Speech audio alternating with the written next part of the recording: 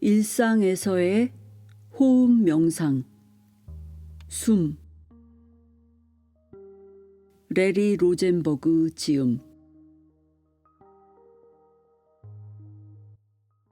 레리 로젠버그는 대학에서 심리학을 강의하다 불교 수행에 심취하여 명상 지도자로 거듭났다. 종교적 영성이 뛰어난 크리슈나무르티를 만난 것을 계기로 정신세계로의 여행이 시작된 이래 약 30여 년 동안 타이의 선지식 붓다 다사 스님, 베트남의 틱나탄 스님 등 세계의 여러 스승들로부터 수행 지도를 받았다. 현재 미국의 주요 명상센터 중 하나인 매사추세츠주 베리에 있는 통찰 명상 수행원과 캠브리지 통찰 명상 수행원의 지도 법사로 있으면서 수행 지도에 전념하고 있다. 저서로는 죽음에 비추어 살아가기 등이 있다. 추천의 글. 이 책은 나의 수행 도반 레리 로젠버그의 정신적 방황의 산물이다. 레리는 나의 참 좋은 도반이다. 나는 30년 이상 레리와 수행의 길을 가며 명상 경험을 함께 나누었으며 그의 수행 여정도 각별한 관심을 가지고 지켜보았다. 그는 아무리 어렵고 힘든 상황에서도 뜻을 굽히지 않고 묵묵히 구도의 길을 걸어왔다. 그의 수행 목표는 어떤 수행법에서든지 지혜 수행의 핵심을 깊이 있게 경험하고 그 수행을 통해서 얻을 수 있는 가장 깊은 경지까지 도달하는 것이다.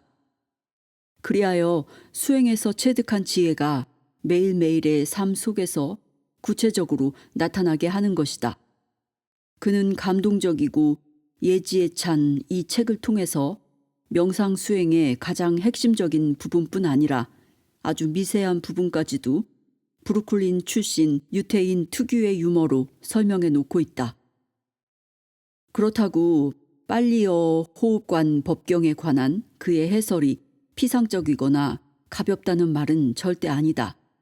그의 설명은 전문 수행인으로서의 권위와 진지함 그리고 열정으로 가득 차 있다.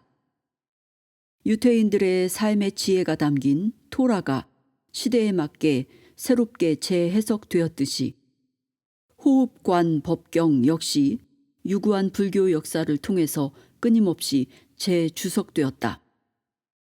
레리 또한 자신의 수행 경험을 통해 이 경을 새롭게 이해하고 오늘날에 맞는 생동감 있는 언어로 해석하고 있다. 호흡관 법경은 불교 명상의 실제적인 방법뿐 아니라 붓다의 근본 가르침에 입각한 명상 이론 체계를 전체적으로 조망한다. 그러나 아무리 위대한 고전이라도 그것이 주석될 때는 주석자의 독특한 관점과 자신만의 색깔이 들어가기 마련이다. 그것은 순수하게 학문적일 수도 있고 매우 현실적이고 실제적인 해석이 될 수도 있다. 이처럼 똑같은 경전을 읽고도 개인의 견해에 따라 서로 다른 면을 부각시키기도 한다. 최근에 출판된 타이의 붓다다사 스님이 해설한 숨을 통한 마음챙김과 베트남 틱나탄 스님의 숨을 봐라, 거기 온전한 삶이 있다는 호흡관 법경에 관한 독자적인 해설을 시도함으로써 불교 경전에 대한 현대적 주석의 새로운 가능성을 보여주었다. 이 책 머릿말에서도 언급했듯이 레리는 훌륭한 그 두 스승들로부터 수행법을 직접 배웠다. 이제 이 책의 독자나 호흡관법의 수행자들을 위해서 붓다다사 스님이나 틱나탄 스님처럼 레리만의 독특한 재능으로 호흡관 법경을 새롭게 해설함으로써 통찰 명상 수행이 우리의 구체적인 삶 속에서 되살아나도록 하고 있다. 레리의 호흡관 법경 주석서인 일상에서의 호흡 명상 숨은 단순히 전통적으로 소중히 여겨온 기존 주석서들의 또 하나의 주석을 더한 것에 그치지 않는다.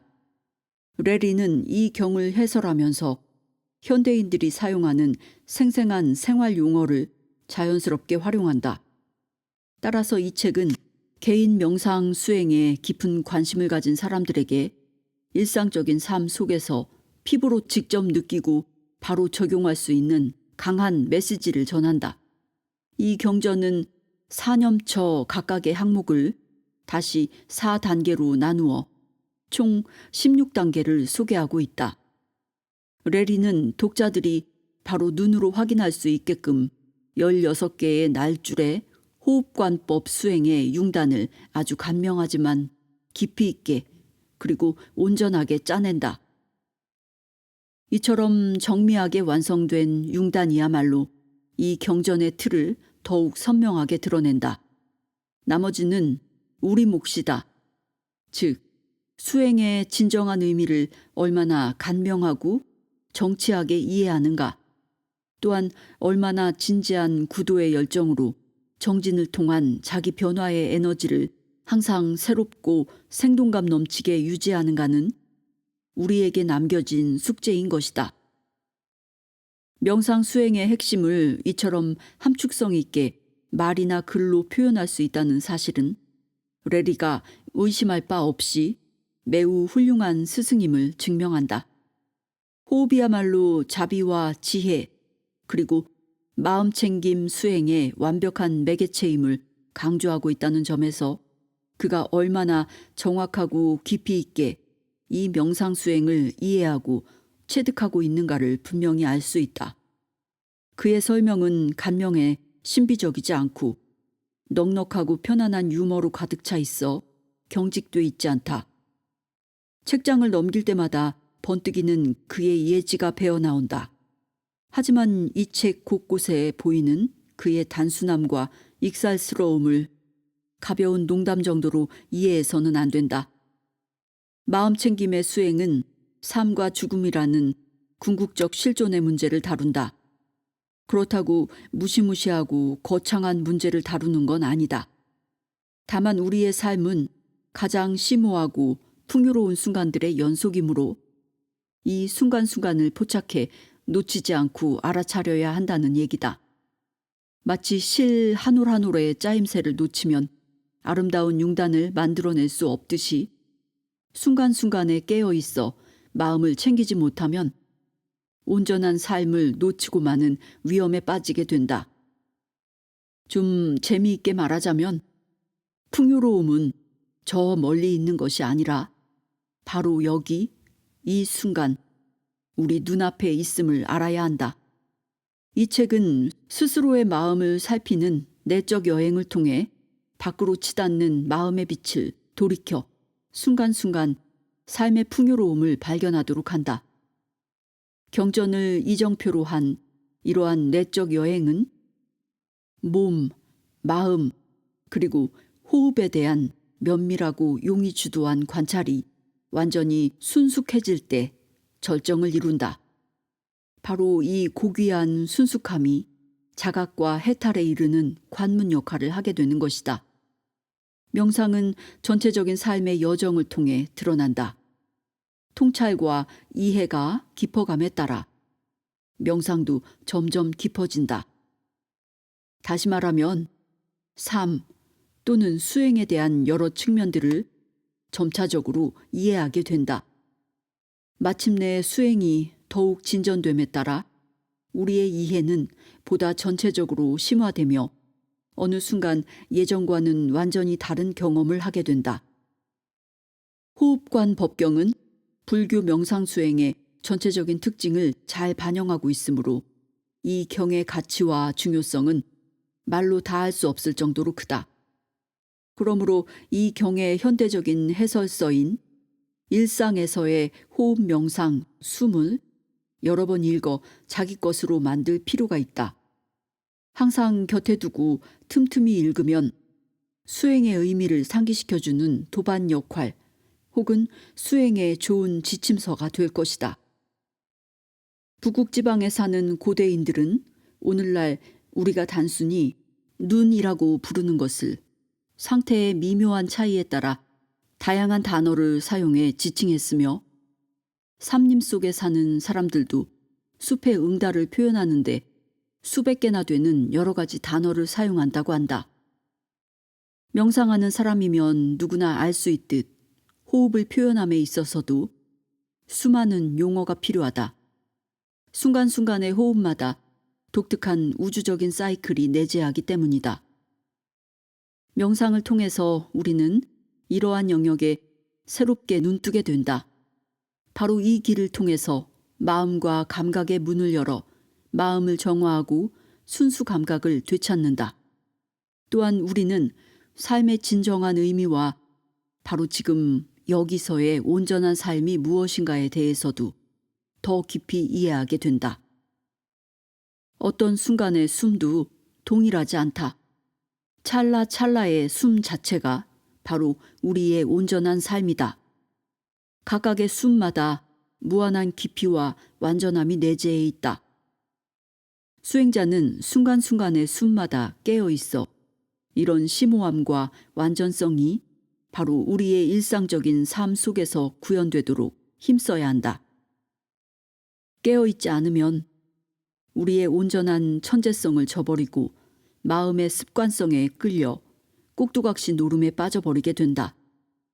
그러므로 우리는 늘 자신의 마음을 잘 살펴서 잘못된 길로 들지 않도록 노력해야 한다. 레리는 이 책을 통해 독자들이 순간순간의 숨 속에서 고요함을 맛보고 자유를 발견하여 숨에서 깨침으로 가는 자신만의 길을 스스로 개척하도록 지속적인 격려와 조언을 아끼지 않는다. 이 책은 다음과 같은 사람들에게 불교 수행에 대한 확신과 영감 그리고 유용성을 일깨워 줄 것이다. 명상 수행을 정식으로 시작하려는 사람, 명상을 잠시 중단했다가 다시 시작하려는 사람, 수행을 좀 더 정밀하게 심화시키고자 하는 사람, 훌륭하고 경험 많은 스승의 목소리를 통해서 명상 수행의 영원한 아름다움과 그 독특함을 듣고자 하는 사람, 즉 붓다로부터 대를 이어온 법의 사자들이 자신만의 특이한 어조로 부르짖는 사자후를 듣고 싶은 분들에게 붓다의 가르침의 보편적인 지혜를 선사할 것이다. 존 카바트 진. 머릿말 나의 수행 방법을 찾아서. 경전을 통해 똑같은 수행법을 배운다 할지라도 수행자 각자의 성향에 맞는 자신만의 수행법을 갖기 마련이다. 나는 수년 동안 수행 편력을 통해서 붓다의 여러 수행법 중 하나인 호흡관법 수행에 집중할 수 있었다. 하지만 이 가르침의 진수를 이해하게 된 것은 시간이 좀 지나서였다. 나의 첫 스승들은 인도분으로 크리슈나무르티와 위말라 타카다. 이분들은 어떤 특정 교단의 가르침에 구애받지 않고 항상 깨어있는 마음을 유지할 것을 강조했다. 1970년대 초 나는 이미 힌두 베단타 전통의 스승인 수와미 친마얀다를 포함한 여러 스승들로부터 수년 동안 수행 지도를 받았다. 한국에는 1년 동안 머물면서 수행한 적이 있고 숭산 대선사의 지도하에 5년 동안 수행 정진하였다.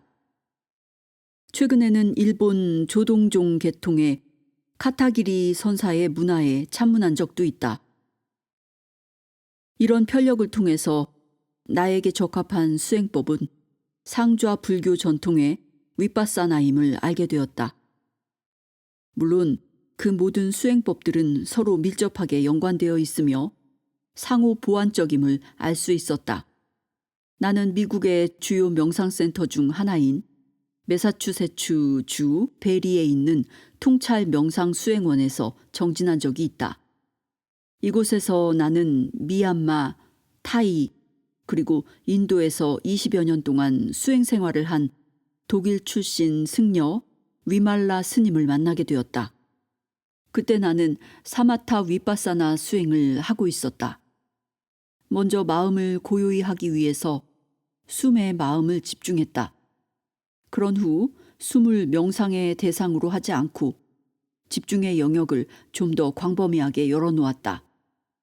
지금 이 순간 몸과 마음에서 가장 선명하게 일어났다. 사라지는 것을 알아차리는 것이었다. 위말라 스님은 내가 호흡관법 수행을 너무 한정지어 생각한다고 비판하며 이 수행법만으로도 가장 깊은 깨달음의 체험이 가능하다는 것을 강조하였다. 그러면서 위말라 스님은 사마타와 위파사나 수행을 체계적으로 겸수할 수 있는 붓다의 수행 관련 경전으로 호흡관 법경을 추천해 주었다. 위말라 스님의 말은 인상 깊게 가슴속에 남게 되었고 나는 그로부터 몇 번의 수련회를 통해 가르침을 받게 되었다. 그러나 그의 말처럼 호흡관법이 매우 중요하며 그것만으로도 깨달음에 이를 수 있다는 사실을 완전히 믿기까지는 몇 년이 더 걸렸다. 호흡관법에 대해 확신을 갖게 된 것은 타이의 선지식 붓다다사 스님과의 만남을 통해서였다. 우리는 2시간 동안 심도 있는 인터뷰를 했다. 그와의 만남은 내 수행에 깊은 영향을 주었으며 수행 지도에 질적인 변화를 가져다 주었다. 건강도 별로 안 좋고 80세에 가까운 연세에도 불구하고 붓다다사 스님은 수행 지도에 남다른 열정을 보였다. 그는 평소 개와 야생 닭이 한가롭게 거니는 숲속 오두막의 뜰 앞에 앉아 제자들을 격이 없이 맞이하여 지도하곤 했다. 스님은 호흡관 법경이야말로 수행서의 백미이며 가르침의 이상적인 수단이라고 확신하고 있었다. 이 경전을 꼼꼼히 읽어가며 체계적으로 해설하기도 하고 때로는 실질적인 수행법에 대해 자상한 가르침을 펴기도 했다. 이처럼 친절하고 정성스러운 가르침이 끝났을 때 나는 땀에 흠뻑 젖어 기진맥진해지곤 했다. 내 생에 있어서 가장 역동적인 배움의 시기였다. 그럼 이 자리를 빌어 호흡관 법경을 간략히 요약해보자. 이 경전은 16단계의 호흡관법으로 이루어져 있다. 4가지 염처 수행에 각각 4단계가 시설되어 있다. 처음 4가지 관법은 몸에 나타나는 숨에 대한 알아차림이다. 다음 4가지 관법은 일반적으로 우리 문화에 만연돼 있는 의미로서의 느낌이 아닌 감각기관을 통해서 감지된 모든 감각과 느낌에 대한 관찰이다. 3번째의 4가지 관법은 마음, 즉 정신적 형성력과 우리의 느낌에 보태는 개념들이나 감정들에 관한 것이다. 마지막 4가지 관법은 순수 위파사나의 단계로 모든 현상들에 내재한 법칙성을 명확히 보는 것이다. 이 모든 관법의 토대가 되는 것이 바로 숨이다.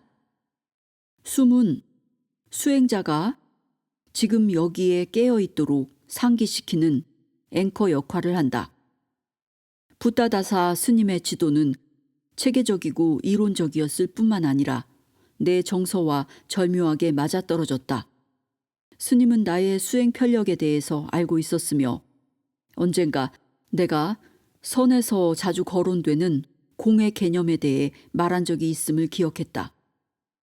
진정한 의미의 위파사나가 시작되는 무상을 관하는 13번째 관법에 이르렀을 때 스님은 호흡관법 수행이야말로 공사상을 깨닫는 가장 간명하고 효과적인 방법이라고 강조했다. 13번째 관법을 기점으로 앞에 12가지 관법들을 무상과 공의 관점에서 볼 수 있게 되는 것이다. 특히 내가 숨에 집중하여 첫 번째 관법을 닫고 있을 때 스님이 했던 말은 아직도 선명하게 기억하고 있다. 나는 고요히 앉아서 귓가에 흐르는 스님의 말을 듣고 있었다. 의문의 여지 없이 여러분들은 숨을 쉬고 있다. 하지만 그 어느 곳에도 숨 쉬는 자는 존재하지 않는다는 사실을 아는가? 몸도 공이고 숨도 공이며 당신 역시 공이다. 이 모든 현상들에는 나라는 실체가 없으며 나에 속한 그 무엇도 있지 않다. 그들은 무상하다. 조건이 있으면 생기고 조건이 바뀌면 사라진다. 이 관법이 강조하는 무상은 실제로 모든 현상이 항상 갈등 관계에 있으며 상주불변의 자아는 없다는 고와 무아의 진리를 포함한다. 이 단순한 숨을 매개로 하여 수행자들은 고요한 마음 상태를 성취하고 나아가 가장 깊은 지혜의 세계인 열반에 도달하게 되는 것이다. 여기서 너무 많은 것을 언급하면 이야기가 다른 데로 흘러가겠지만 그날 내게 어떤 일이 벌어졌는지에 대해 한마디만 더하고 넘어가겠다. 부다다사 스님이 꼭 이처럼 말한 건 아니지만 그의 주장과 신념에 찬 태도를 통해서 나는 다음과 같은 사실을 알게 되었다. 누구나 자연스럽게 숨을 쉬고 있기 때문에 사실상 우리는 숨의 가치를 폄하한다. 바로 내 눈앞에 두고 깨달음에 이르는 복잡한 길을 찾아 헤매는 것이다. 스님은 숨이야말로 불교를 서양에 전파하는 이상적인 수단이라고 주장했다. 호흡관법은 만트라나 공안, 즉 화두 등 다른 수행법처럼 문화적인 색깔을 띠고 있지 않기에 서양인들에게 더 자연스럽게 수용될 수 있다. 또한 스님은 상좌 불교의 전통에 따르면 이 경전은 붓다 명상법의 핵심을 설파해 놓은 염처경과 직접적으로 관련되어 있음을 강조했다. 그러나 호흡관 법경이 같은 자료를 더 유기적으로 잘 정리해 놓았고 전체적인 수행의 단계를 숨과 연관지어 수련하도록 해놓았음을 지적하며 이 경전의 우수성을 드러내 보였다. 부다다사 스님의 지도를 받고 타일을 떠나올 즈음 수행에 관한 나의 안목은 한층 더 향상되었다. 그때가 내 삶의 여러 가지 수행에 관련된 일들이 한꺼번에 닥쳐왔던 시기였다. 이 기간 동안 나는 천연 음식에 지대한 관심을 가지고 있었으며 호흡을 무척이나 강조하는 요가를 수년간 수련했고 지금도 지속적으로 하고 있다. 내가 항상 공감하는 틱나탄 스님의 가르침에서 호흡 관법의 특성을 그토록 강조한 이유를 비로소 알게 되었다. 그 뒤로 틱나탄 스님과 함께한 3번에 걸친 수련회는 부다가 가르친 호흡 관법 수행의 중요한 의미를 온전히 숙지하는 데 큰 도움이 되었다. 틱나탄 스님은 상좌 불교와 대승 불교의 2가지 전통을 잘 소화하여 가르침에 반영하고 있다. 스님의 자태는 고요하고 부드럽지만 수행에 대한 열정은 타오르는 불처럼 강하다. 스님은 누구보다도 일상 속에서의 호흡 관법 수행을 강조한다. 동시에 삶의 구체적인 행위 속에서 깨어있는 마음을 잃지 않도록 해야 한다고 말한다. 이 점에서 그는 확고한 신념을 가지고 가르침을 편다. 이런 메시지가 담긴 강력한 가르침이 나를 감동시켰고 그 수행에 빠져들게 했다. 호흡관법은 조동종의 선수행과 밀접한 관계를 가진다. 나는 가타기리 선사로부터 수행 지도를 받은 적이 있고 또한 그를 통해서 선심 초심의 저자인 스즈키 선사에게도 공부한 적이 있다. 조동종의 선수행은 호흡에 대한 온전한 집중과 자세를 매우 중요시한다. 모든 지혜는 이런 것들이 충족되었을 때 자연스럽게 나타나는 결과라고 본다. 이처럼 호흡관 법경은 호흡관법 수행의 체계적인 과정을 밟아가는 이정표로 이용할 수 있겠지만 지혜가 일어나게 하는 청사진으로도 사용할 수 있다. 나는 항상 경전 공부에 지대한 관심을 가지고 있다. 사실 잘 보면 경전 공부와 수행은 둘이 아니라 하나임을 알 수 있다. 특히 나는 초기 불전에 많은 흥미를 가지고 있다. 2500년이 지난 지금에도 경전은 우리에게 살아있는 가르침을 전해준다. 처음 설해진 때와 마찬가지로 그 말씀의 중요성이 전혀 퇴색하지 않고 우리들의 심금을 울린다. 이 경전은 지난 10년 동안 내 수행의 지침서였고 수행자들을 가르칠 때 내가 유용하게 교본으로 사용한 것이기도 하다. 또한 이 경전은 붓다가 전한 메시지를 점검하는 확실한 시금석이었다. 이 경전을 강설하기 전에 몇 가지 언급해야 할 것이 있다.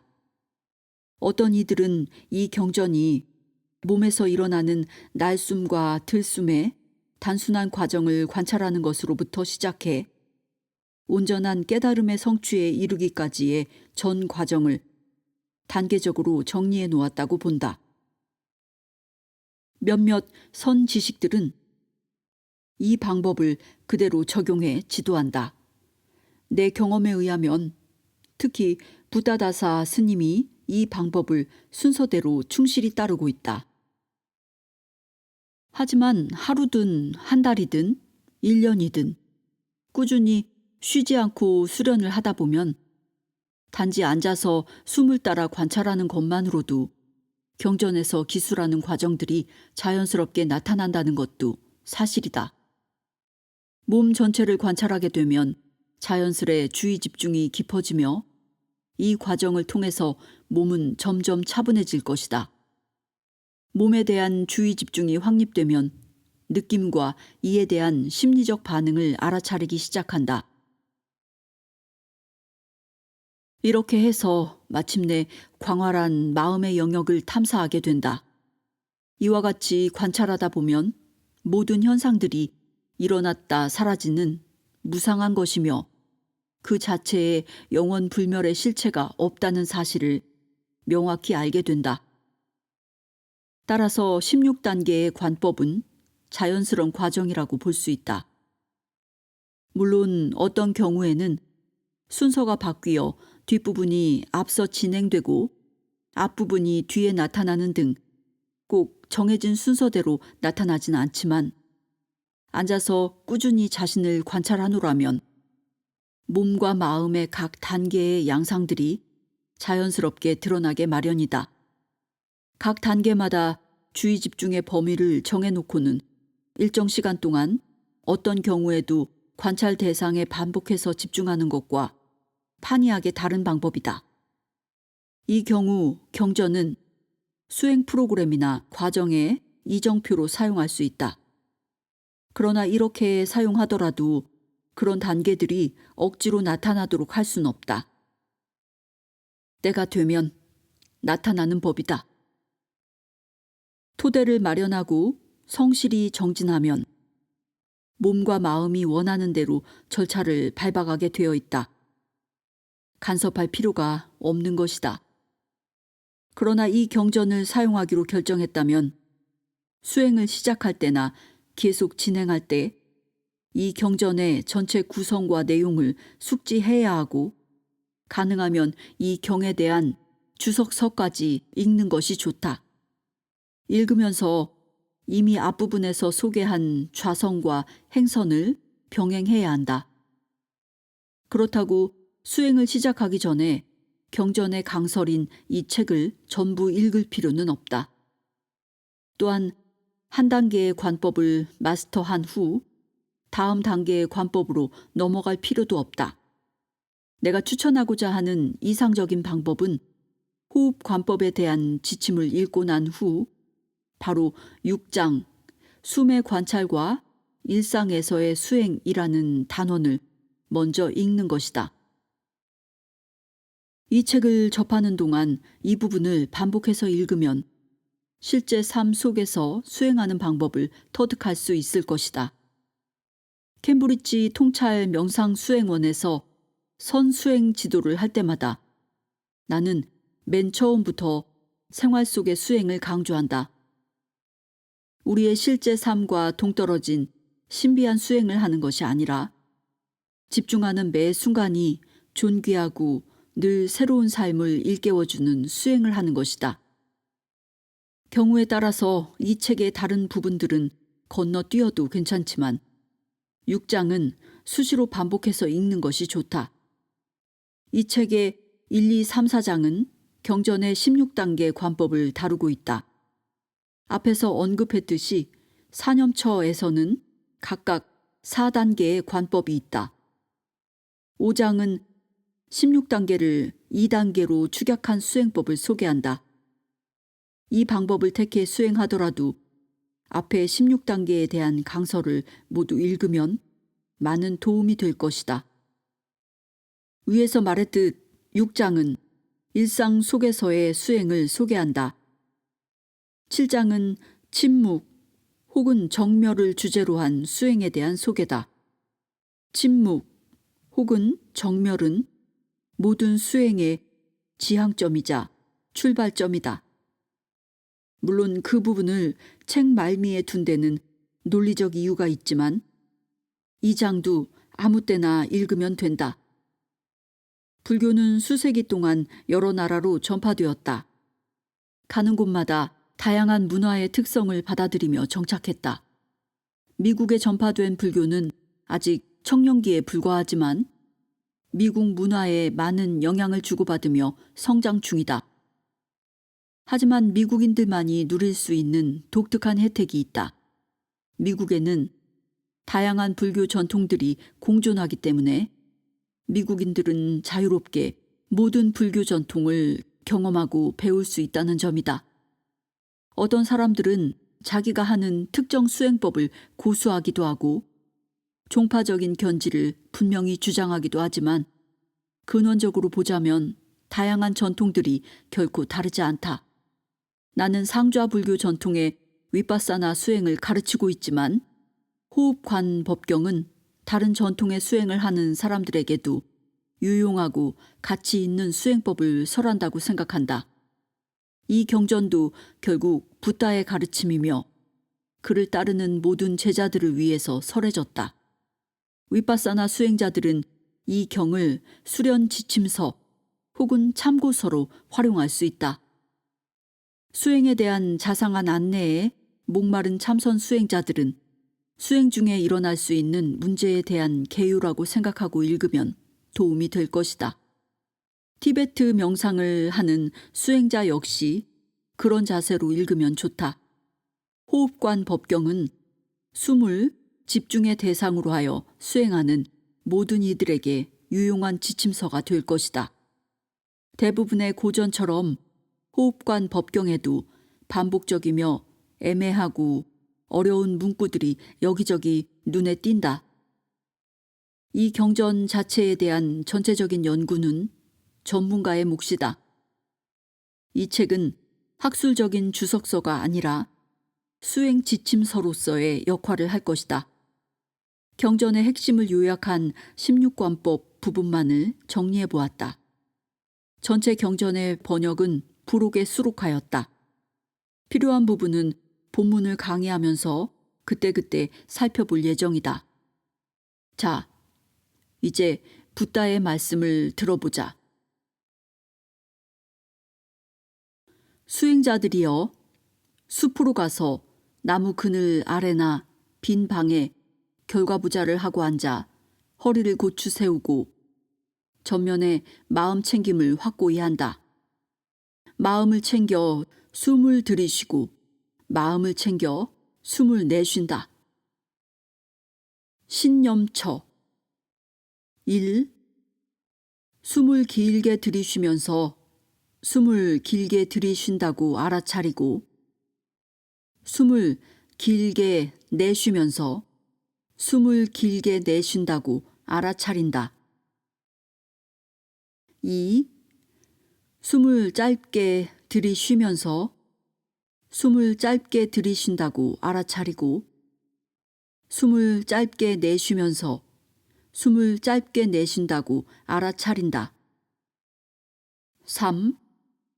온 몸을 감지하면서 숨을 들이쉬리라 하고 수련하며 온 몸을 감지하면서 숨을 내쉬리라 하며 수련한다. 4. 온 몸의 작용을 편안히 하면서 숨을 들이쉬리라 하고 수련하며 온몸의 작용을 편안히 하면서 숨을 내쉬리라 하며 수련한다.